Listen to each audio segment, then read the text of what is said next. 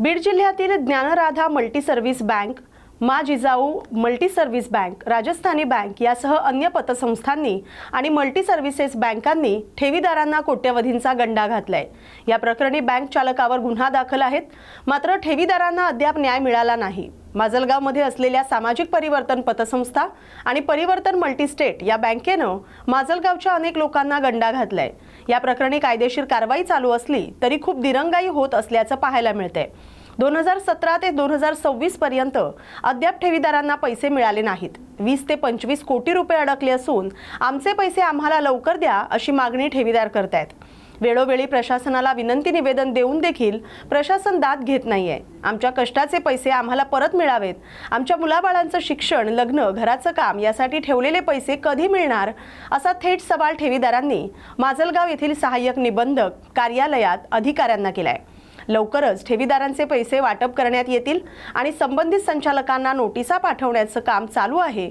कारवाई प्रक्रिया चालू असून लवकरात लवकर ठेवीदारांना पैसे देऊ असा दिलासा अधिकाऱ्यांनी दिलाय।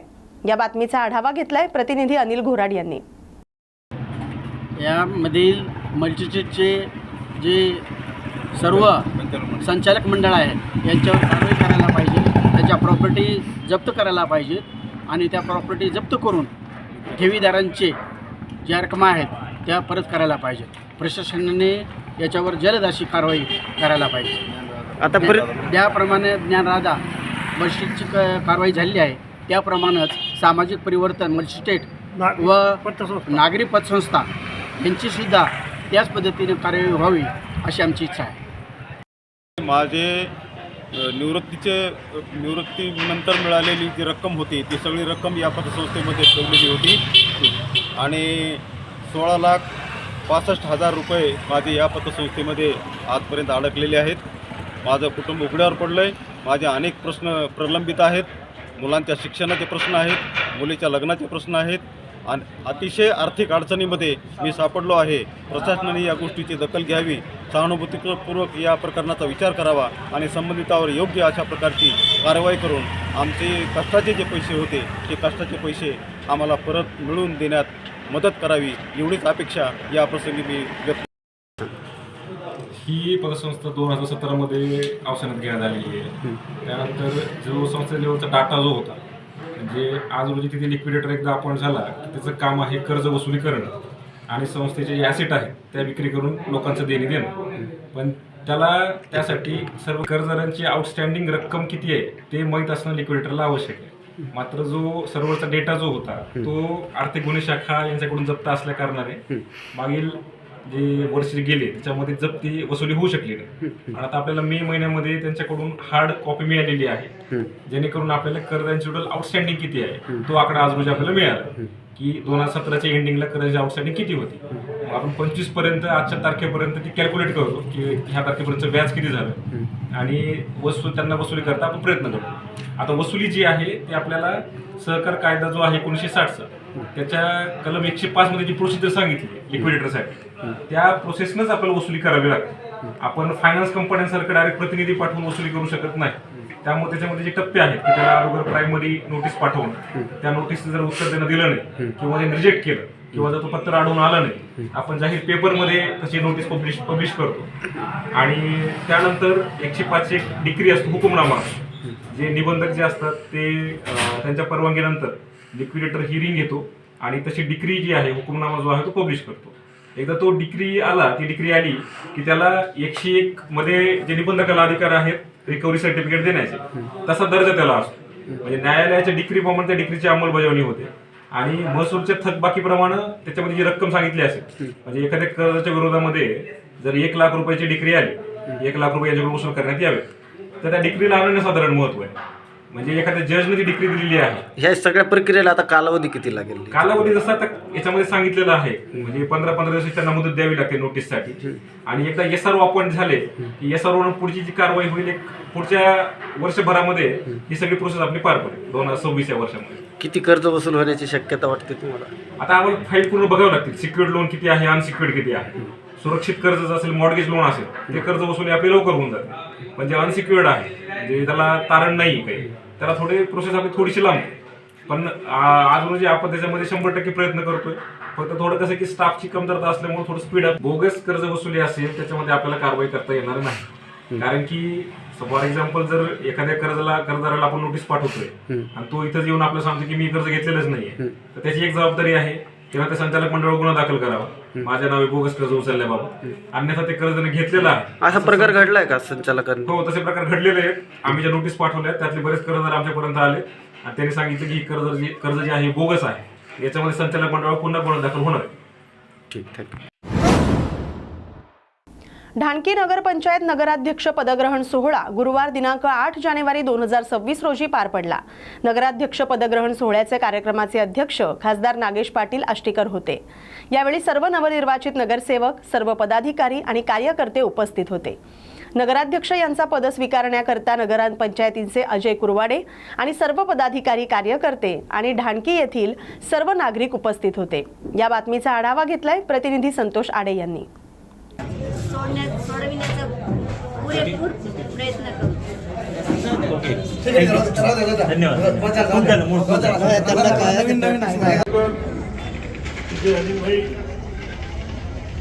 पत्रकार मंडळी आणि ढाणकी शहरातील सर्व ज्येष्ठ वडीलधारी मंडळी, माझे बांधव आणि भगिनी, आज खरं तर आता इलेक्शन संपलं, राजकारण संपलं.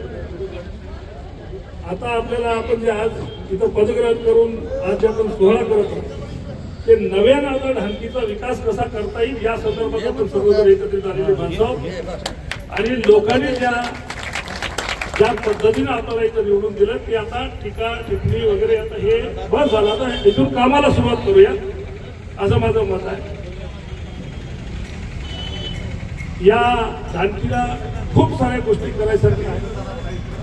सगळेजण मिळून आपण त्या समस्यावर मात करू, सर्वजण विकासाच्या गोष्टीसाठी एकत्रित येऊ आणि आपल्या ढाणकीचा सगळ्यात मोठा जो प्रश्न पाण्याचा आहे तो लवकरात लवकर मार्गी लावू याचं मी आपल्याला भय देतो. आणि जे काही आपल्या ढाणकीचे दुसऱ्या पण गोष्टी आहेत, एकदा हे सगळं पदग्रहण झालं, एक आपली बैठक झाली, सगळी स्थापना झाली, एक चांगली सर्व पक्षीय बैठक आपण या सभागृहामध्ये घेऊन पुढील वाटचालीसाठी आपण काम करू.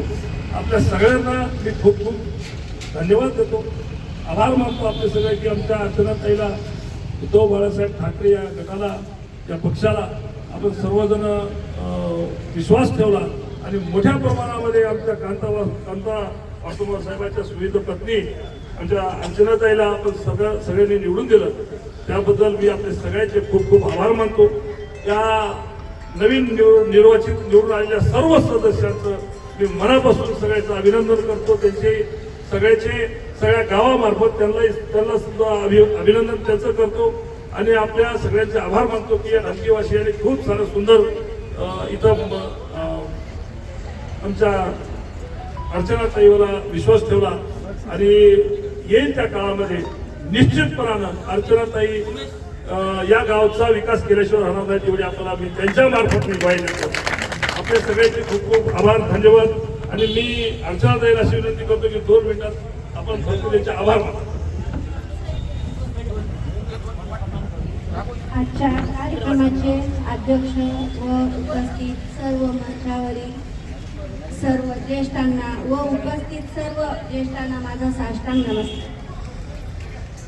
आणि सर्वप्रथम मी माझ्या जनतेचे मनापासून आभार मानतो आणि की माझ्या जे कार्यकर्ते माझ्यासोबत होते आणि त्यांनी निष्ठेने माझं काम केलं त्यांच्यासाठी मी खूप खूप आभारी आहे. आणि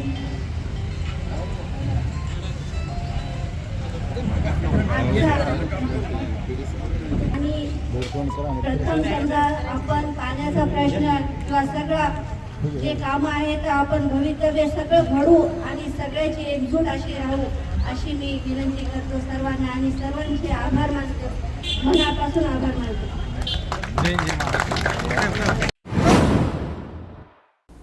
शेतकरी कामगार पक्षाचे ज्येष्ठ नेते, शेतकरी चळवळीचे नेते आणि गोदाकाठचा क्रांतिसिंह म्हणून ओळखले जाणारे भाई लक्ष्मणराव गोळेगावकर यांचं मंगळवारी रात्री 9 वाजता पुण्यातील मेडिकोवर रुग्णालयात उपचार घेत असताना निधन झालं. ते 95 वर्षांचे होते. गंगाखेड आणि पालम इथं पार्थिव अंत्यदर्शनासाठी ठेवलं होतं. पालम बाजारपेठ बंद ठेवून व्यापाऱ्यांनी त्यांना श्रद्धांजली अर्पण केली. गुरुवारी पालम तालुक्यातील आरखेड इथं सकाळी 10 वाजता त्यांच्या पार्थिवावर अंत्यसंस्कार करण्यात आले. भाई गोळेगावकर यांच्या निधनानं परभणी जिल्ह्यानं 6 दशकं शेतकऱ्यांसाठी लढणारं एक व्यक्तिमत्व गमावलंय. शेतकऱ्यांच्या प्रश्नांवर जिल्ह्यातील बहुतेक संघर्षाचं नेतृत्व त्यांनी केलंय. शेतकरी कामगार पक्षाचं आजीवन निष्ठावंत असलेले भाई गोळेगावकर यांनी मराठवाडा केसरी भाई अण्णासाहेब गव्हाणे यांच्या नेतृत्वाखाली शेतकरी कामगार पक्षात आपली कारकीर्द सुरू केली. नंतर त्यांनी शेतकरी कामगार पक्षाचे जिल्हा सचिव आणि राज्य कोषाध्यक्ष म्हणून काम केलंय. त्यांनी जिल्हा परिषदेचे सदस्य म्हणूनही काम केलंय. ते जिल्हा मध्यवर्ती बँकेचे दीर्घकाळ संचालक आणि उपाध्यक्ष होते. त्यांनी या काळातील प्रस्थापित राजकीय सत्ता आणि प्रशासनाशी सातत्यानं संघर्षात भूमिका घेतली. त्यांना राष्ट्ररत्न ही पदवी देऊन सन्मानित करण्यात आलं होतं. या बातमीचा आढावा घेतलाय प्रतिनिधी शांतीलाल शर्मा यांनी. रायगड जिल्ह्यात नुकत्याच झालेल्या नगरपालिका निवडणुकीत निवडून आलेल्या राष्ट्रवादी काँग्रेस अजित पवार गटाच्या नगराध्यक्ष आणि नगरसेवकांचा उपमुख्यमंत्री अजित पवार यांच्या हस्ते सत्कार करण्यात आला.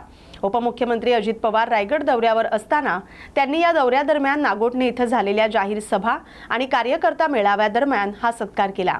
यावेळी अजित पवार यांच्यासोबत प्रदेशाध्यक्ष सुनील तटकरे, महिला आणि बालविकास मंत्री अदिती तटकरे, माजी आमदार अनिकेत तटकरे आदींसह राष्ट्रवादी काँग्रेसचे पदाधिकारी आणि कार्यकर्ते मोठ्या संख्येनं उपस्थित होते. या बातमीचा आढावा घेतलाय प्रतिनिधी किरण बांधणकर यांनी.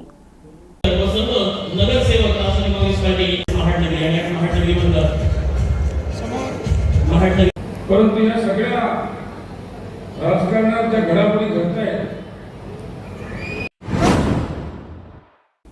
महाराष्ट्र शासनानं 17 सप्टेंबर 2025 ते 31 मार्च 2026 या कालावधीत मुख्यमंत्री समृद्ध पंचायत राज अभियान राबवण्याचा निर्णय घेतलाय.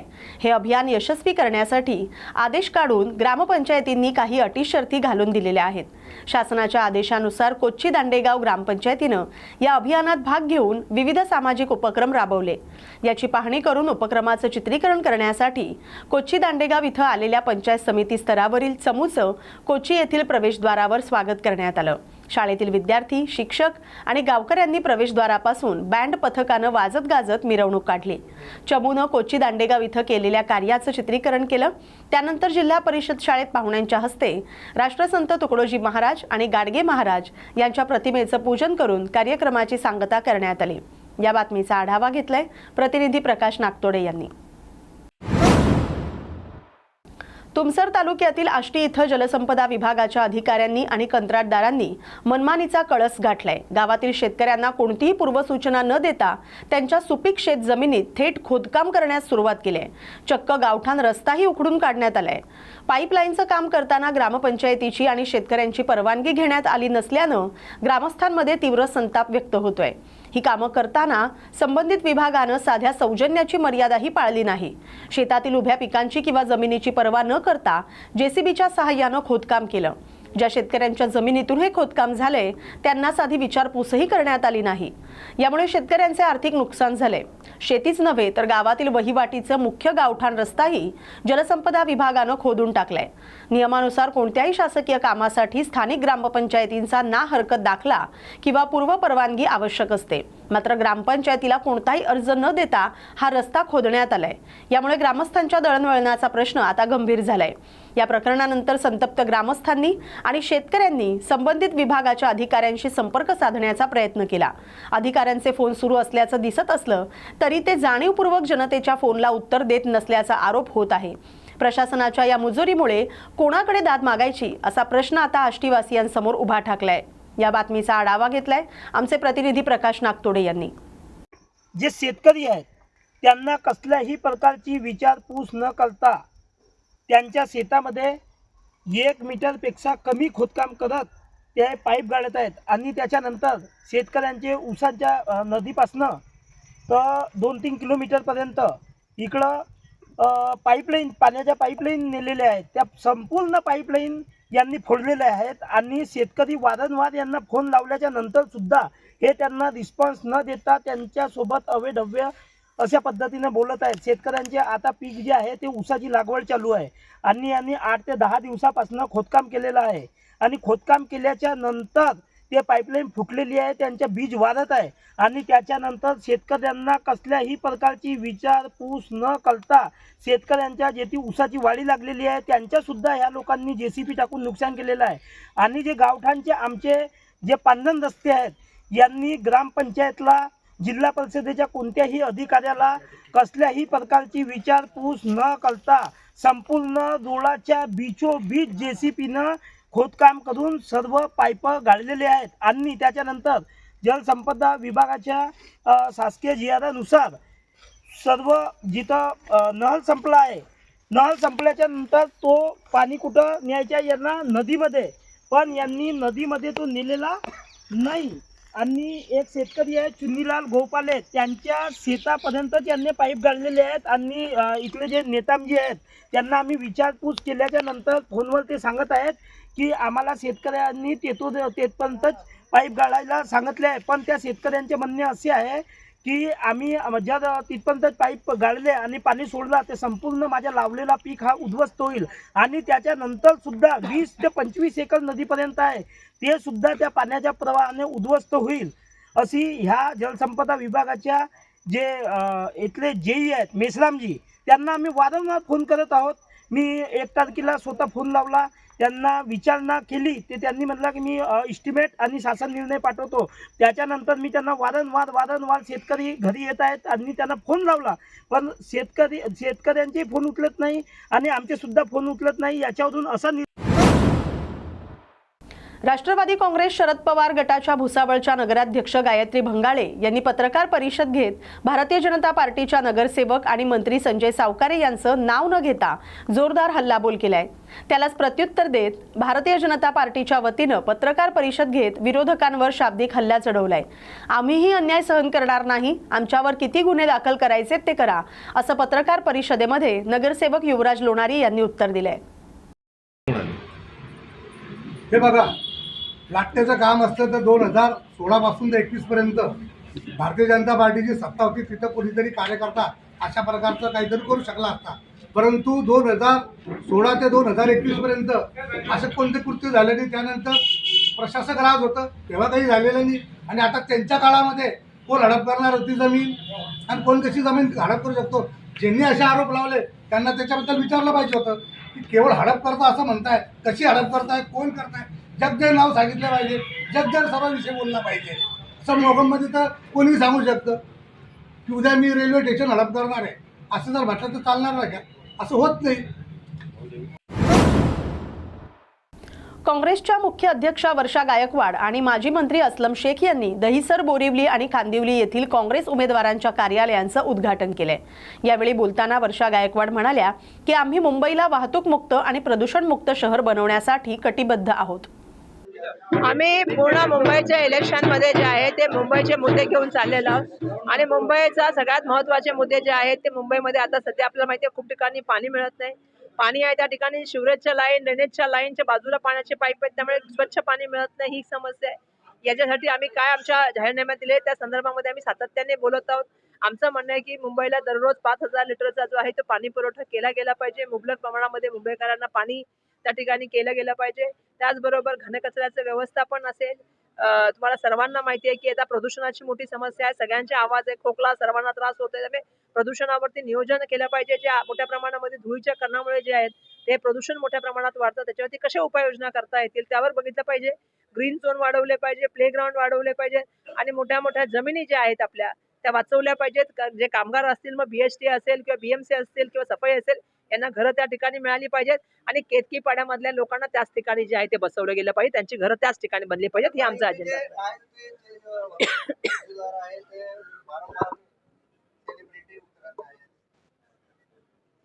आमच्यासाठी प्रत्येक व्यक्ती हा सेलिब्रिटी आहे. आमच्यासाठी प्रत्येक व्यक्ती सेलिब्रिटी आहे. असलं काय बोलतील, बोलू ना. लखमापूर हनुमान मंदिर आणि श्रीराम कथा सेवा समितीच्या वतीनं 14 ते 22 जानेवारी या कालावधीत लखमापूर धाम इथं श्रीराम कथेचं आयोजन करण्यात आले। या कथेचं प्रवचन जगप्रसिद्ध पूज्य राजनजी महाराज करणार आहेत। 13 जानेवारी रोजी लक्ष्मी नारायण मंदिरातून भव्य शोभायात्रा काढण्यात येणार आहे। या शोभायात्रेत सुमारे 7,000 भाविक सहभागी होणार असून 500 महिला कलश धारण करून सहभागी होतील। आमदार सुधीर मुनगंटीवार आणि सपना मुनगंटीवार यांच्या मार्गदर्शनाखाली हा कार्यक्रम होणार आहे। कथास्थळी 10,000हून अधिक भाविक बसू शकतील अशी व्यवस्था करण्यात आली।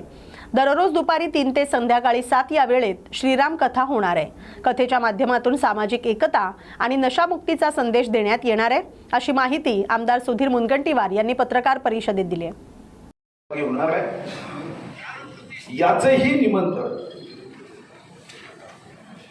साऱ्या रामभक्तांना आपल्या माध्यमातून आम्ही देतोय की 13 या रामकथेच्या सोबतच करण्यात आली आहे।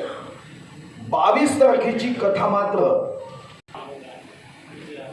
संबंध आता अयोध्येच्या राम मंदिराशीही आलाय। मी एक कारसेवक म्हणून फार महाद्वार हे आपल्या जिल्ह्यातील काष्टापासून तयार झालं आहे आणि त्याचं कौतुकही या अयोध्येच्या आणि 21 जानेवारीला 2024 आपण रामज्योत प्रज्वलित करून गिनीज वर्ल्ड रेकॉर्ड सुद्धा हा देशामध्ये रामकथा सांगतात। उत्तम गायक आहेत, त्यांची सारी भजनं ही अर्थपूर्ण आशयपूर्ण। सांगली जिल्ह्यातील उपवळे इथं बुधवारी रात्री जिद्दीचा थरार पाहायला मिळाला। घराबाहेर दबा धरून बसलेल्या बिबट्यानं 9 वर्षीय बालिकेवर झडप घालून तिला फरफटत नेण्याचा प्रयत्न केला। मात्र 11 वर्षीय भावानं जीवाची पर्वा न करता बहिणीचा पाय पकडून तिला बिबट्याच्या जबड्यातून ओढून काढले। या धाडसामुळे आणि आईनं केलेल्या आरडाओरडीमुळे स्वरांजली संग्राम पाटील या बालिकेचे प्राण वाचलेत। संग्राम पाटील यांचं कुटुंब उपवळे येथील हनुमान मंदिराजवळ राहतं। बुधवारी रात्री 8:30च्या सुमारास जेवण आटोपून शिवम आणि स्वरांजली हे भाऊ बहीण हातात हात धरून एका घरातून दुसरीकडे जात असताना दोन्ही घरांच्या मधील बोळीत दबा धरून बसलेल्या बिबट्यानं अचानक स्वरांजलीवर हल्ला करून तिची मान पकडली। बिबट्यानं स्वरांजलीला ओढण्यास सुरुवात करताच तिचा हात शिवमच्या हातातून सुटला। मात्र प्रसंगावधान राखत शिवमनं तात्काळ स्वरांजलीचे पाय घट्ट पकडले आणि तिला मागे ओढू लागला। दरम्यान मुलांची आई स्वप्नाली पाटील यांनी घटनास्थळी धाव घेत जोरात आरडाओरड सुरू केली। नागरिक जमा झाल्याचं लक्षात येताच बिबट्यानं आपली पकड सैल केली आणि अंधाराचा फायदा घेत पळ काढला। सुदैवानं स्वरांजलीनं स्वेटर आणि डोक्यावर टोपी घातलेली असल्यानं बिबट्याचे दात मानेत खोरवर रुतले नाहीत आणि तिचा जीव थोडक्यात बचावला। बाला संग्राम पाटील रात्री आम्ही जेवून वर झोपायला येत होतो तेव्हा अचानक माझ्या बहिणीवर बिबट्याने हल्ला केला। मग तेव्हा मी बहिणीचा माझ्या हातातून हात सुटला। मला तो बहिणीचा पाय घावला। मी तो पाय ओढून बिबट्याला तिथून हाकलवून लावले। माणसाने ओरडून माणसं परत गोळा झाली।